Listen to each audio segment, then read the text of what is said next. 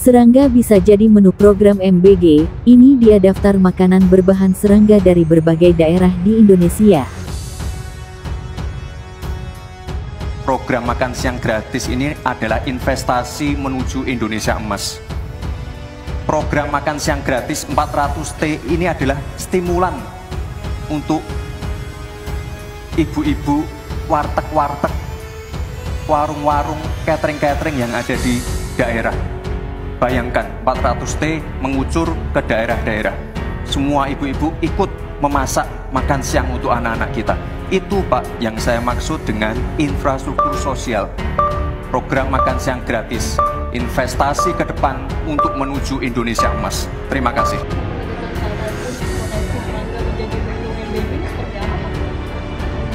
Itu salah satu contoh ya, kalau ada daerah-daerah tertentu yang terbiasa makan seperti itu bisa menjadi menu di situ. Tapi itu contoh bahwa Badan Gizi ini tidak menetapkan standar menu nasional, tetapi menetapkan standar komposisi gizi.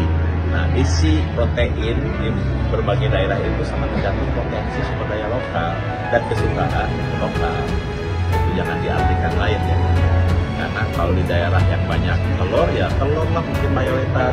Yang banyak ikan, ikan lah yang mayoritas. Oke. Sama juga dengan karbohidratnya. Kalau orang udah terbiasa makan jagung, ya karbohidratnya jagung. Meskipun nasi mungkin lebih enak juga. Tapi di daerah-daerah yang memang tidak terbiasa makan jagung, ya makan nasi. Tapi ada misalnya di Halmahera Barat itu orang biasa makan singkong dan pisang rebus. Itu karbohidrat. Itu contoh ya. Contoh bagaimana keragaman pangan itu bisa ada komodir dalam program makan gizi. Karena Badan Gizi Nasional tidak menetapkan standar menu nasional, tetapi menetapkan standar komposisi. Nah, kalau menurut Dokter Tan yang merupakan ahli gizi masyarakat nih ya, opsi serangga untuk makan siang bergizi gratis ini bisa turunkan nafsu makan anak. Nah, beliau mengatakan menyajikan serangga, belalang, ulat sagu atau yang disebutkan dalam menu MBG rasanya bukan hanya tidak etis jika bukan tradisi setempat, karena hanya merusak nafsu makan. Nah, di sini juga dibilang kalau misalnya dasarnya dalam makanan bukan hanya mengenai gizi, tapi yang tidak kalah penting adalah keamanan pangan.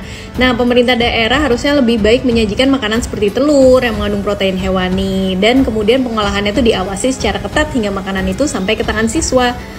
Nah, makanan ini tuh ditunjukkan kepada kelompok masyarakat yang emang sudah terbiasa, kayak misalnya di Gunung Kidul itu makan belalang dan di Papua makan ulat sagu gitu. Sampai kurang tidur, ngapain?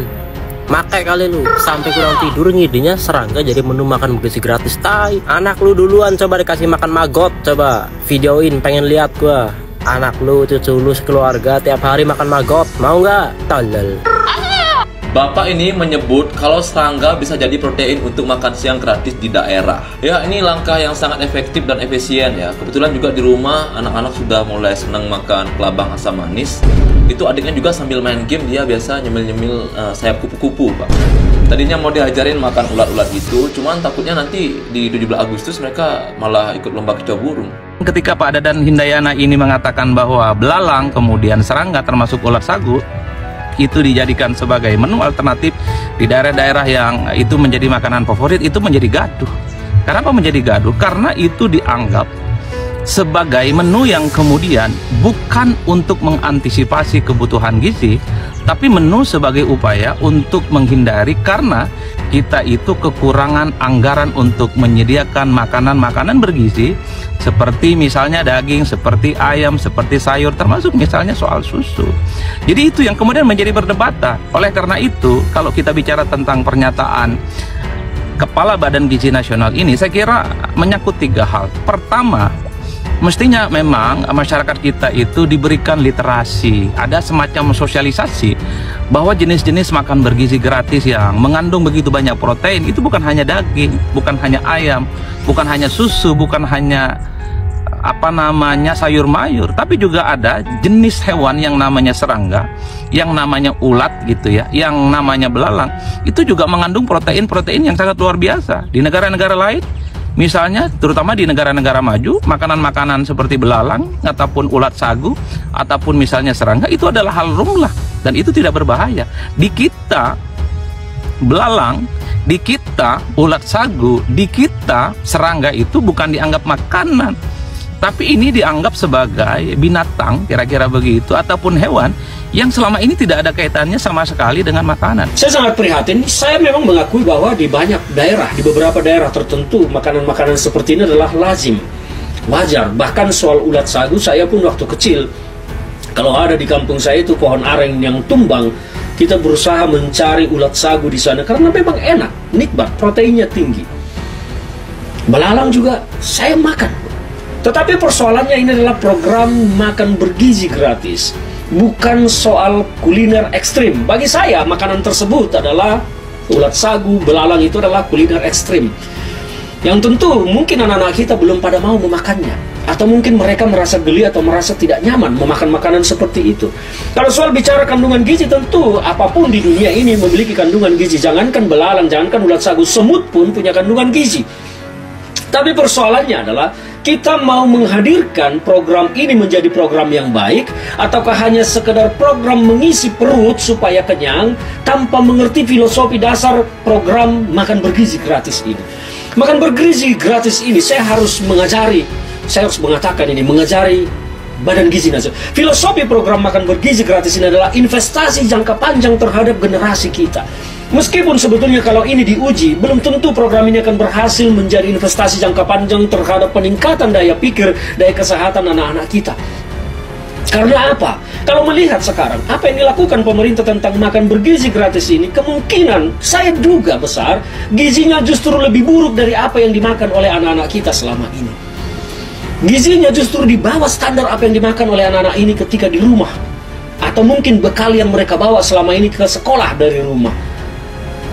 Jadi soal bicara tentang makan bergizi gratis ini harus kembali kepada filosofi dasarnya, bahwa ini kita mau menghadirkan sebuah program jangka panjang, membuat masyarakat kita, anak-anak kita mendapat asupan gizi yang cukup dengan gratis dari negara.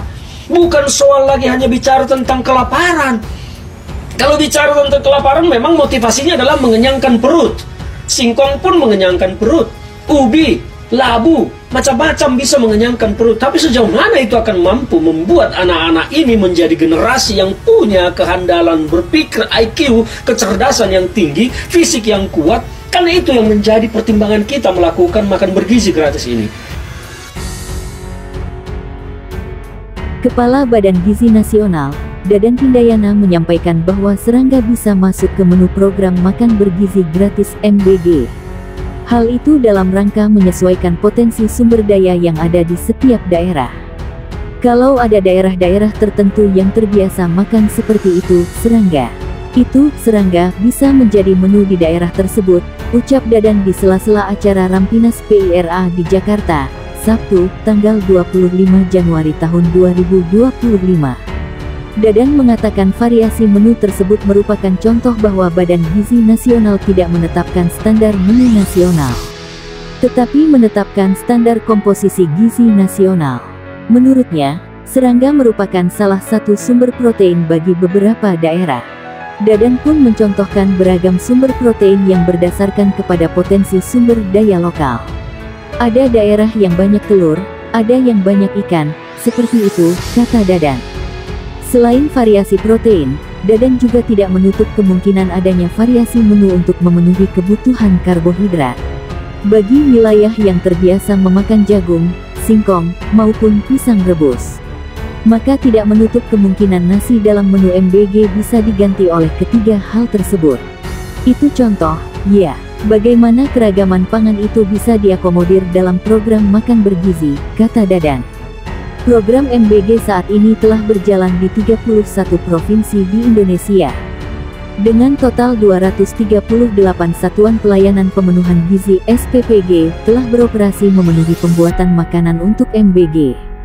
Pada periode pertama, yaitu Januari-April tahun 2025, pemerintah menargetkan ada 3 juta penerima manfaat dari program MBG. Lalu pada tahapan selanjutnya April-Agustus tahun 2025 targetnya dari jumlah tersebut bertambah menjadi 6 juta penerima manfaat. Adapun merangkum dari laman jurnal Foodcraft, di Indonesia setiap daerah memiliki makanan khas berbahan serangga, antara lain 1. Jangkrik goreng. Jangkrik biasanya dipakai untuk pakan hewan peliharaan seperti burung dan hamster. Namun, di daerah Jawa Barat, masyarakat mengolahnya menjadi camilan yang cukup populer. Jangkrik goreng menjadi camilan yang memiliki tekstur yang garing renyah dan rasa yang gurih. Jangkrik juga kaya akan protein. 2. Belalang goreng. Siapa yang tidak tahu dengan belalang? Serangga satu ini sama dengan jangkrik. Belalang jadi salah satu camilan yang cukup populer di Indonesia. Kandungan protein dan rasanya yang mirip-mirip dengan jangkrik yakni gurih, jadi alasan camilan serangga yang satu ini banyak orang yang menyukainya. Buat kamu yang pengen cobain, kamu bisa temukan camilan ini di Gunung Kidul, Yogyakarta. 3. Entung goreng. Bukan orang Indonesia kalau enggak kreatif kalau soal makanan. Bagi masyarakat Jawa Timur, entung goreng atau kepompong ini jadi salah satu camilan tradisional yang konon punya cita rasa yang mirip dengan udang. Nah, buat yang belum tahu, entung adalah sejenis kepompong pohon yang biasanya diolah menjadi tumisan pedas. 4. Peyek laron. Kalau peyek biasanya identik dengan teri atau kacang, di Jawa Timur laron jadi bahan dasar peyek. Konon peyek laron dibuat pada awal musim hujan di mana persediaan makanan di musim sebelumnya sudah menipis. Nah, buat yang penasaran sama rasanya, katanya peyek laron ini sangat gurih dan kaya akan protein. 5. Botok lebah. Biasanya masyarakat memanfaatkan lebah atau tawon dengan mengambil sari madunya saja. Namun, di Jawa Timur masyarakat biasa mengolah sarang lebah menjadi makanan yang enak, yakni botok. Biasanya mengolah botok lebah dengan cara membungkusnya dengan daun pisang. Kemudian memepesnya dengan kelapa parut dan potongan tomat dan sambal. 6. Jubel manis. Makanan jubel manis atau larva capung ini biasanya jadi santapan lumrah bagi masyarakat Bali. Olahan satu ini berbahan larva capung dengan cara dipepes lalu dengan taburan garam dan cabai. Namun karena populasi larva capung semakin menipis maka camilan jubel manis menjadi semakin langka. 7. Ulat sagu. Buat para penggemar makanan ekstrim, camilan serangga asal Papua yang satu ini pastinya sudah mengenalnya. Ulat sagu menjadi salah satu kuliner khas yang sering masyarakat Papua konsumsi. Ulat sagu biasanya terdapat di pohon tua yang sudah membusuk. Masyarakat Papua biasanya mengonsumsinya dengan cara membakarnya seperti sate atau memakannya secara langsung.